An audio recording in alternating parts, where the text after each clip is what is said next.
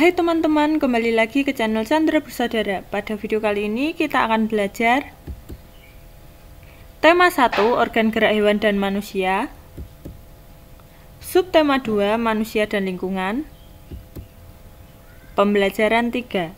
Apa yang akan kita pelajari? Iya, hari ini kita akan belajar mengenai yang pertama, mengidentifikasi kekayaan dan keberagaman yang dimiliki bangsa Indonesia. Yang kedua, mengetahui kepadatan penduduk, persebaran agama, dan daerah asal suku-suku bangsa yang ada di Indonesia. Sebelumnya, jangan lupa subscribe ya, supaya tidak ketinggalan video selanjutnya.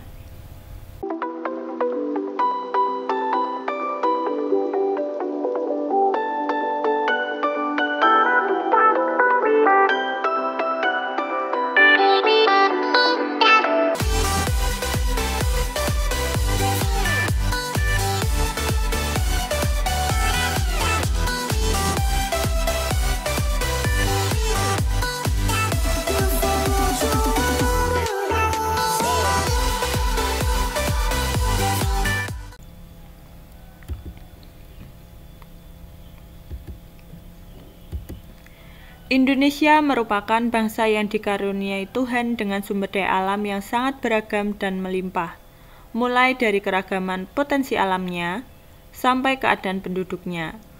Sudahkah semua itu dimanfaatkan secara bertanggung jawab? Di sela-sela istirahat, Pak Anto dan Beni memperhatikan lingkungan alam sekitar. Di sebelah timur mengalir sungai dengan aliran airnya yang jernih dan deras. Di sebelah barat terbentang luas ladang sayur. Di sebelah utara berbaris perbukitan yang ditumbuhi berbagai pohon. Adapun di sebelah selatan berdiri tegak gunung tempat hidup berbagai tumbuhan dan satwa.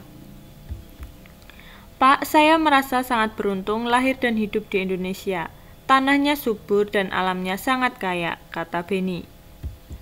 Beni, kekayaan dan keberagaman yang dimiliki oleh bangsa Indonesia tidak sebatas sumber daya alamnya saja, namun juga kondisi kependudukannya.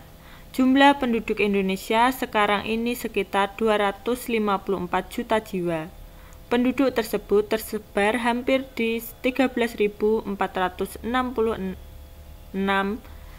pulau yang ada, menurut Kepala Badan Informasi Geospasial. Dari Sabang sampai Merauke, masing-masing pulau atau wilayah memiliki beragam suku, adat, budaya, ras, agama, dan golongan. Dari sekian banyak penduduk tersebut juga terdiri atas beragam latar belakang pendidikan, ekonomi, sosial, dan budaya, jelas Pak Anto. Wah, saya makin bangga jadi anak Indonesia, sahut Beni. Nah, amatilah peta persebaran kepadatan penduduk di Indonesia berikut. Nah, ini disajikan peta kepadatan penduduk Indonesia menurut provinsi tahun 2010. Berdasarkan peta, jawablah pertanyaan-pertanyaan berikut. Yang pertama, pulau manakah yang paling padat penduduknya di Indonesia? Ya, jawabannya pulau terpadat penduduknya adalah Pulau Jawa. Nomor 2, pulau manakah yang paling sedikit penduduknya di Indonesia? Jawabannya, pulau yang paling sedikit penduduknya adalah Pulau Papua. Yang ketiga, berapakah jumlah kepadatan penduduk Provinsi Lampung? Ya, jawabnya, jumlah kepadatan penduduk Provinsi Lampung antara 50 sampai 100 orang per kilometer persegi. Nomor 4, berapakah jumlah kepadatan penduduk Provinsi Papua Barat? Jawabnya, jumlah kepadatan penduduk Provinsi Papua Barat adalah kurang dari 10 orang per kilometer persegi. Nomor 5, berapakah jumlah kepadatan penduduk Provinsi tempat tinggalmu? Nah, ini jawabannya disesuaikan dengan lingkungan tempat tinggal. Nah, ini misalnya Jakarta, yakni 16.704 jiwa per kilometer persegi. Wilayah Indonesia yang sangat luas dan berupa kepulauan telah mengakibatkan keberagaman penduduknya. Salah satunya adalah keberagaman suku. Amatilah peta persebaran suku-suku bangsa yang ada di Indonesia. Nah, suku bangsa di Indonesia ini disajikan dalam bentuk Peta. Ya, kamu telah mengamati dan memahami persebaran suku-suku bangsa di Indonesia melalui peta di atas. Sekarang sebutkan dan tunjukkan suku-suku yang mendiami pulau-pulau yang ada di Indonesia berikut. Ya, selanjutnya pasangkan antara pulau dengan suku bangsa yang tepat dengan menarik garis. Ya, disajikan pulau dan suku bangsa yang tepat. Ya, yang pertama ini pasangannya. Kemudian yang kedua 3 Pulau Kalimantan, kemudian Sulawesi, Papua. Ya.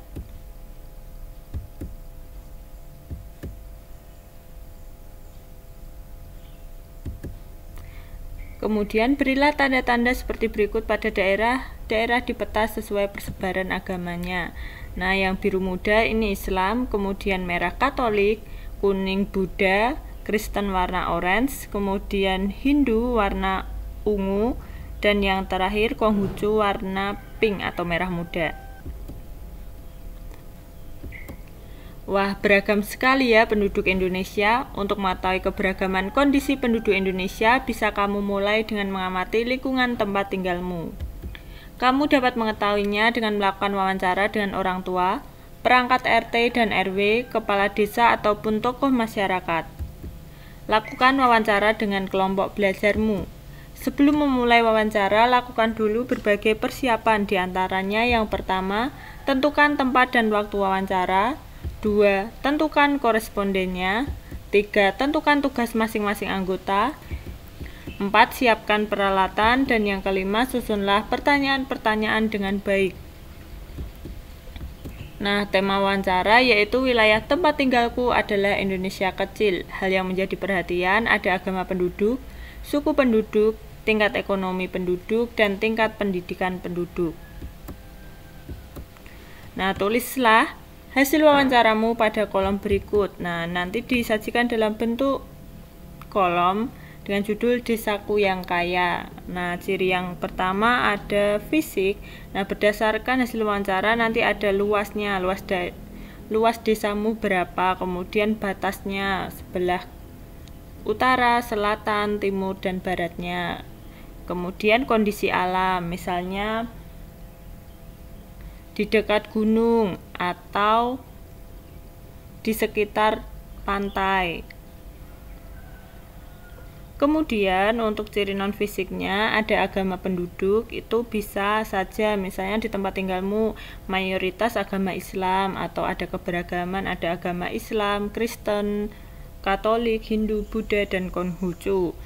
Kemudian suku penduduk. Nah, jika kamu tinggal di Pulau Jawa, pastinya juga ada suku Jawa.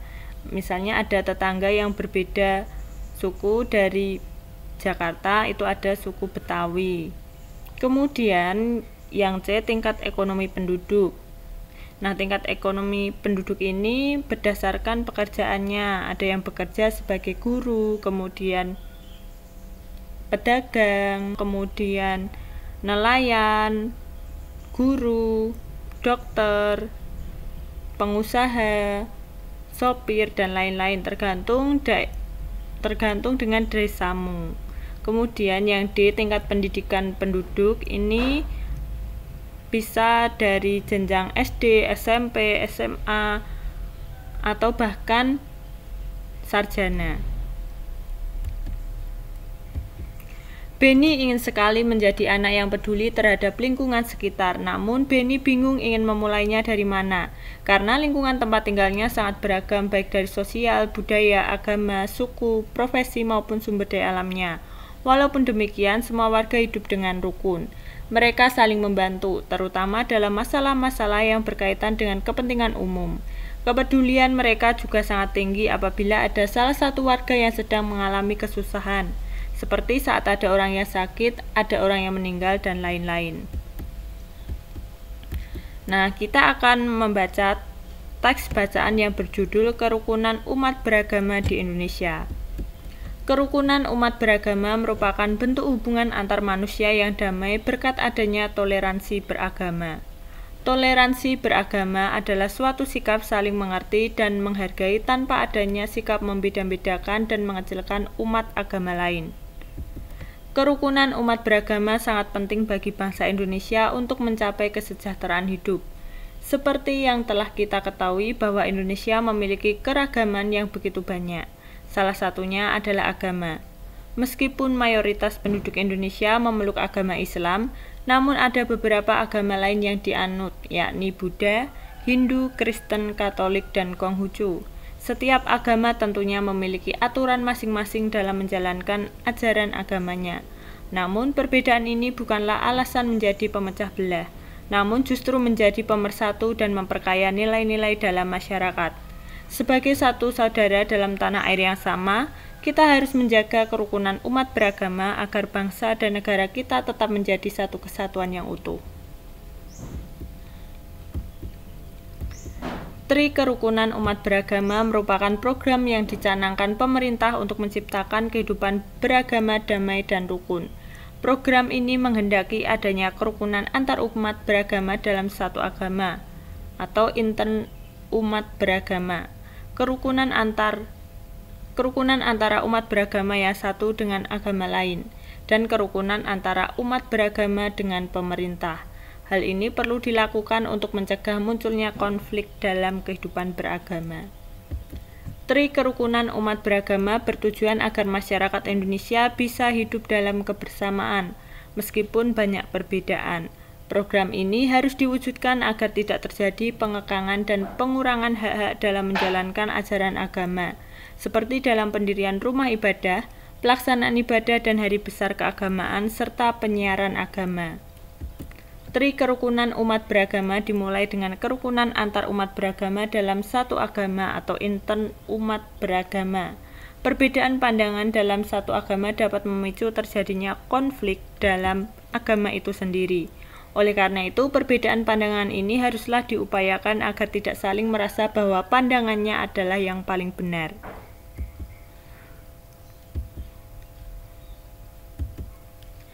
Tri Kerukunan Umat Beragama selanjutnya adalah kerukunan antar umat beragama yang memiliki pengertian kehidupan yang rukun antar masyarakat meskipun berbeda agama dan keyakinan. Dalam hal ini tidak terjadi sikap saling curiga-mencurigai serta selalu menghormati agama masing-masing. Selain itu juga tidak saling memaksakan agama kepada orang lain.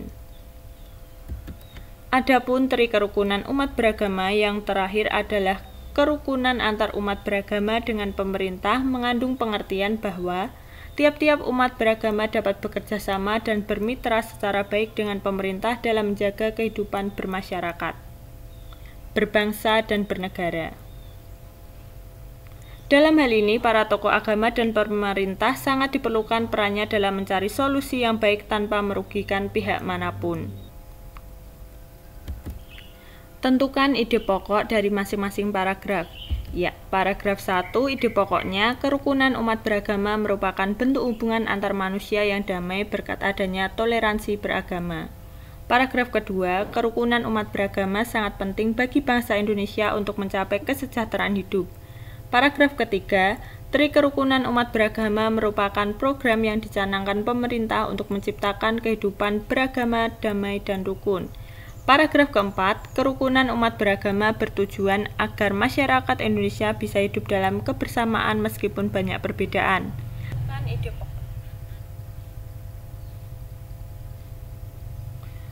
Paragraf kelima, Tri Kerukunan Umat Beragama dimulai dengan kerukunan antar umat beragama dalam satu agama atau inter umat beragama.